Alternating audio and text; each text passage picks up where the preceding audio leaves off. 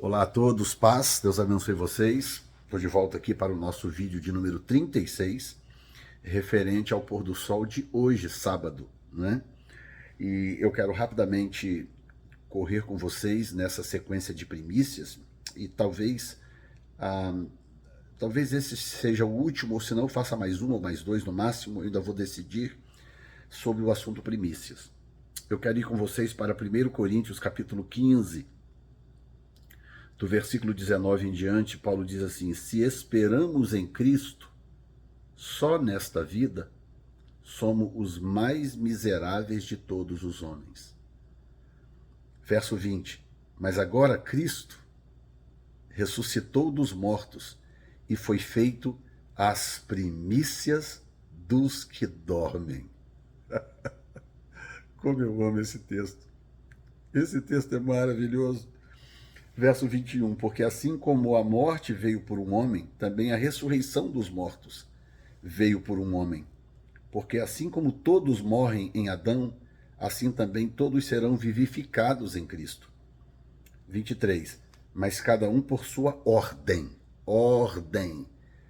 Cristo as primícias, depois os que são de Cristo na sua vinda.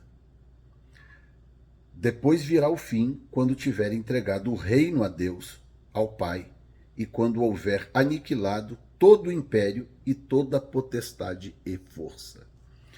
Eu confesso para vocês que esse texto aqui requeria pelo menos uns 45 minutos de vídeo, mas claro que eu não vou fazer isso, porque nem é o propósito. O propósito aqui não é dar uma mega aula sobre os temas abordados, é apenas trazer um pouco de revelação para gerar no coração dos que acompanham esse ministério um pouco mais de conhecimento das Escrituras e fé, porque a fé vem pelo ouvir e ouvir pela palavra de Deus.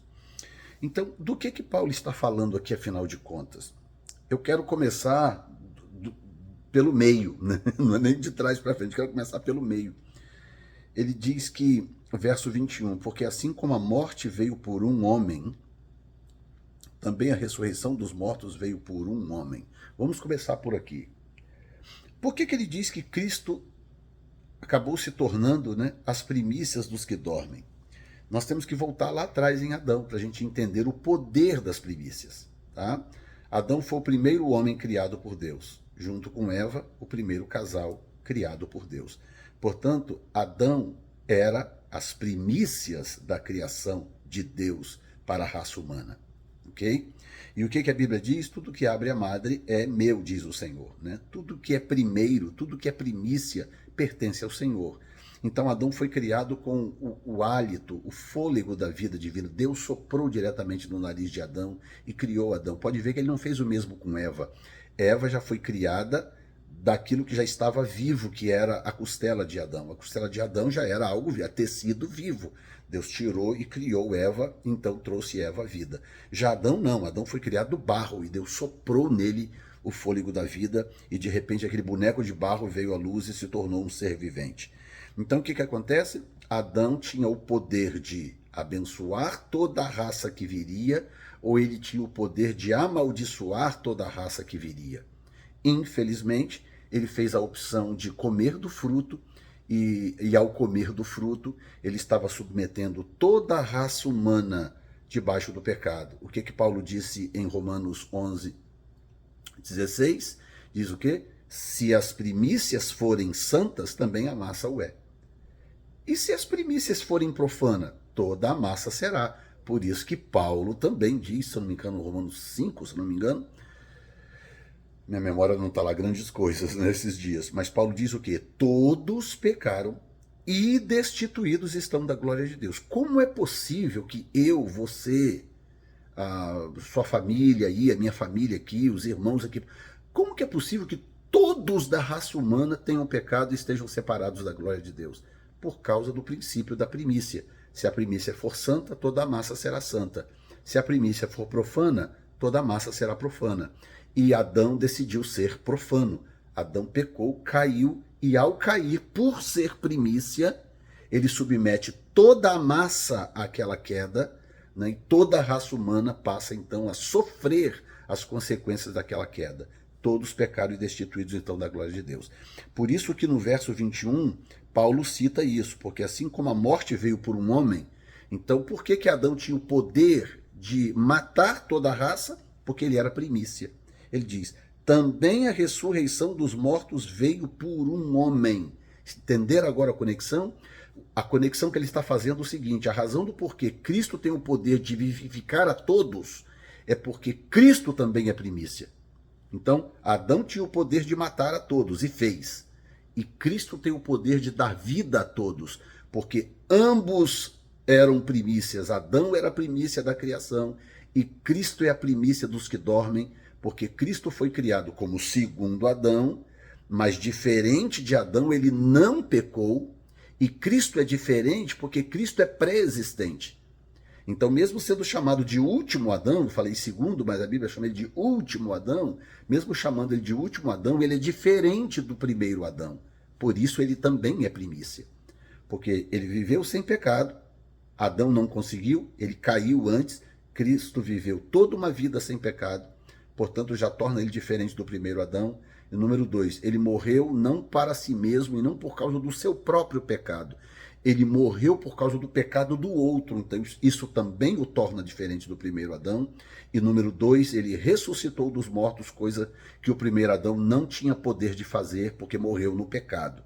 Então Cristo tornou-se, portanto, as primícias de Deus para os que esperassem nele. Não é? Verso 22, pois assim como todos morrem em Adão, e agora eu já expliquei por quê, porque ele era primícias, assim também todos serão vivificados em Cristo, porque também é primícias. Entenderam agora? Então, no verso 20 diz, mas agora Cristo ressuscitou dos mortos e foi feito as primícias dos que dormem. Então, o que acontece? Cristo se torna primícias ao ressuscitar. Se Cristo não ressuscitasse, ele seria tudo que já é, tudo que ele foi e revelou que foi. O Filho de Deus, poderoso, que curou, que salvou, que isso e que aquilo. Mas se ele não ressuscitasse dos mortos, o próprio Paulo diz, vã seria a nossa fé. Verso 19, se esperamos em Cristo só nesta vida, somos os mais miseráveis de todos os homens. Então, o que torna o evangelho diferente de tudo? E o que torna Cristo diferente de todos? O fato dele ter ressuscitado dos mortos. Provou que, primeiro, ele era quem ele disse que era, e número 2, provou que ele tinha poder sobre a vida e sobre a morte. Ele tinha, de fato, poder sobre ambas.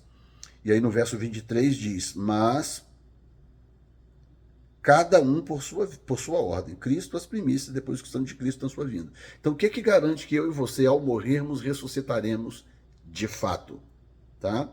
Para voltarmos a herdar o nosso corpo, o corpo físico, mas claro, glorificado, que há uma diferença, algumas pessoas não entendem. Dentro desse corpo físico tem um corpo espiritual. Esse corpo espiritual não pode ser visto. Continua sendo eu. Quando o Senhor me levou ao céu, por exemplo, em novembro de 2020, eu continuava sendo eu, era Jefferson Neto, eu estava lá, eu me via, eu podia me tocar. O corpo espiritual ele é palpável, ele é tocável, mas ele é palpável e tocável no mundo espiritual, para quem está no mundo espiritual. As pessoas que morreram e estão agora no paraíso, elas conversam, se tocam, conversam, elas se conhecem, elas são visíveis umas para as outras, mas no mundo físico não. No mundo físico elas não podem ser vistas, elas não podem nem transitar no mundo físico, porque elas não pertencem a esse mundo físico enquanto elas estiverem sem corpo físico, entendeu? Então, o que é o corpo glorificado? É devolver para o que está no paraíso o poder de se manifestar no mundo físico. Lembra que depois que Jesus ressuscitou, o corpo era glorificado. Ele tinha o poder de desaparecer, ele tinha o poder de flutuar e subir na nuvem, como ele fez em Atos 1.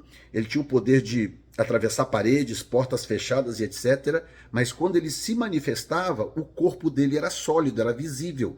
Tocaram nele, Tomé tocou nele, Maria tocou nele, ele comeu peixe, ele comeu mel, ele interagia com as pessoas porque o corpo era real, o corpo era sólido, embora glorificado, o que o tornava poderoso, capaz de fazer coisas que o corpo físico não glorificado não conseguia fazer. Estão entendendo? Então, o que Paulo está dizendo é exatamente isso. Olha, a coisa vai acontecer, mas tem que ser por ordem. Aí ele diz, primeiro Cristo as primícias. Cristo as primícias. Depois os que são de Cristo na sua vinda. E aí no vídeo que vem, eu acho que eu vou ter que fazer mais um vídeo, que eu quero explicar uma conexão para vocês entre esse texto e o que aconteceu em Mateus 27, na ressurreição de Jesus, quando ele ressuscita um grupo com ele. Eu vou falar um pouco sobre isso para vocês entenderem essa questão das primícias, tá bom? Será então no próximo vídeo, no pôr do sol de amanhã, domingo, portanto, provavelmente encerrando o assunto primícias e continuamos com o assunto da contagem do Homer, caminhando para o final. Tá bom assim? Deus abençoe vocês. Vídeo de número 36 esse, né? Bendito és tu, Senhor nosso Deus, Rei do Universo, que nos tem santificado com os teus mandamentos e nos ordenado concernente à contagem do Homer. Portanto, hoje é o dia 36 da contagem do Homer. Estamos muito perto de acabar. Deus te abençoe, fica firme, o Senhor é contigo.